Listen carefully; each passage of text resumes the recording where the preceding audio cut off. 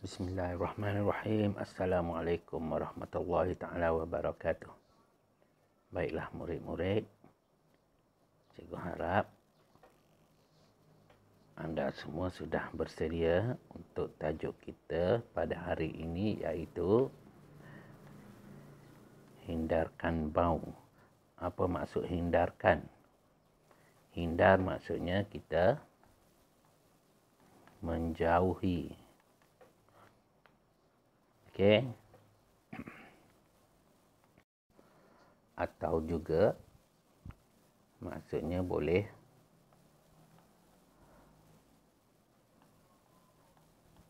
mengelakkan. Untuk mengelakkan bau. Okey.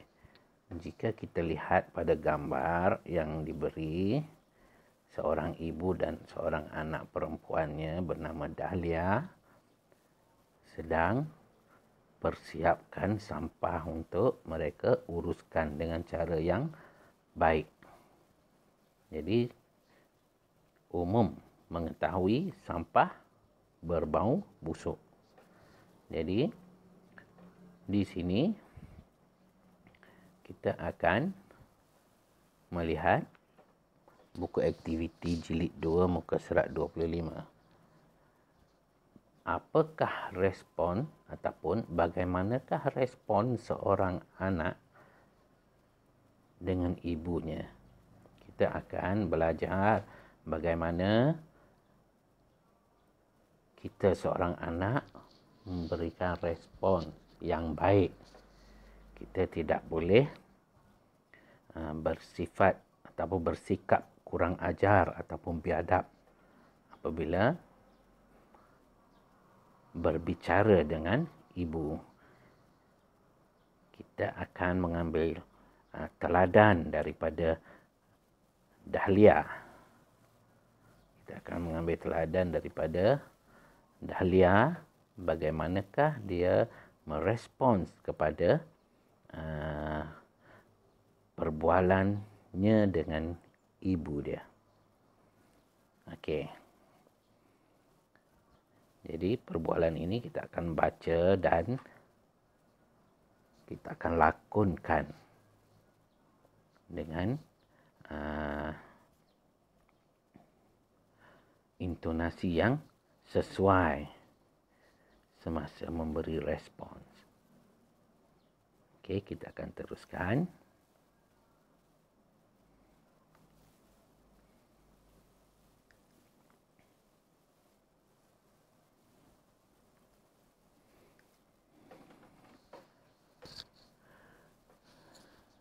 Ibu Dahlia. Dahlia, tolong ikat plastik sampah ini sebelum dibuang ke dalam tong sampah. Apakah yang sepatutnya Dahlia respon kepada permintaan ibunya? Ibunya meminta Dahlia ikat plastik sampah ini dahulu sebelum plastik sampah ini dibuang ke dalam tong sampah. Jadi sebagai seorang anak yang baik, Dahlia akan memberi respons yang baik. Kita tidak boleh membantah kata-kata ibu kita. Jadi respons yang sesuai terhadap permintaan ibu Dahlia, Dahlia akan berkata, ini contoh. Dahlia akan akur kepada permintaan ibunya. Dia akan kata, baiklah ibu. Baiklah ibu.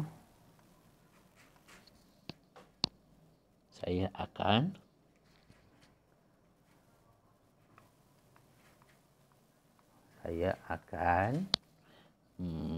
mengikat plastik itu.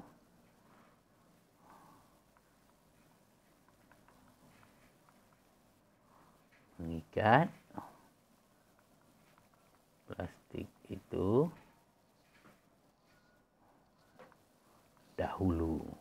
Okey, maksudnya respons Dahlia adalah dengan mematuhi permintaan ibunya supaya mengikat plastik dahulu sebelum dibuang. Okey. Seterusnya ibunya kata, ikat kemas-kemas dan tutup tong sampah itu. Dahlia pun respon mempersetujui apa cadangan ibunya. Apa respons Dahlia?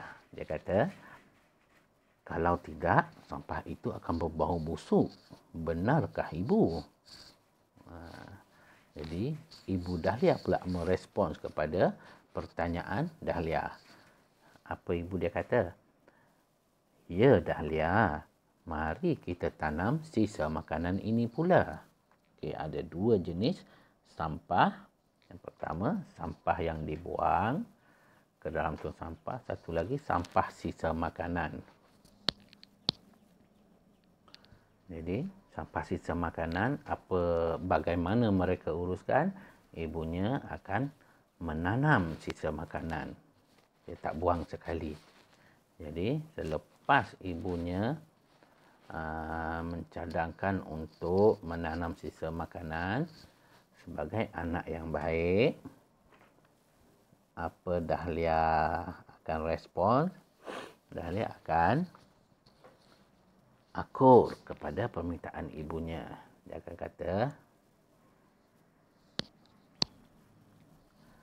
baiklah ibu. Baiklah ibu. Okey. Dahlia tidak membantah. Jadi, selepas itu Dahlia bertanya lagi, mengapakah sisa makanan ini ditanam ibu? Apakah jawapan ibunya? Ibunya jawab, jika ditanam, sisa ini akan terurai menjadi baja untuk tumbuh-tumbuhan. Okey, di sini kita dapat satu pelajaran. Sampah plastik, kaca, kertas dan besi kita tak boleh tanam sebab memerlukan masa yang beratus tahun untuk terurai. Seumur hidup kita pun dia tak akan terurai. Terurai maksudnya hancur. Jadi, sisa makanan kita boleh tanam. Nah, di sini pelajaran yang diberi oleh Ibu Dahlia.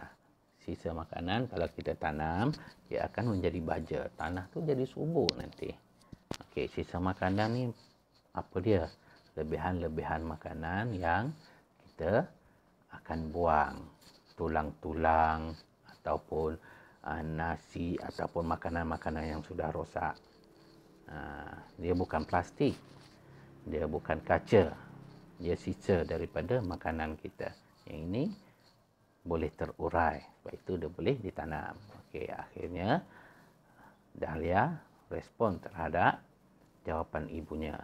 Oh, begitu. Okey, ini kalau murid-murid ingat pelajaran dahulu, ini ialah ayat seruan. Ada kata seru dan tanda seruan. Oh, begitu.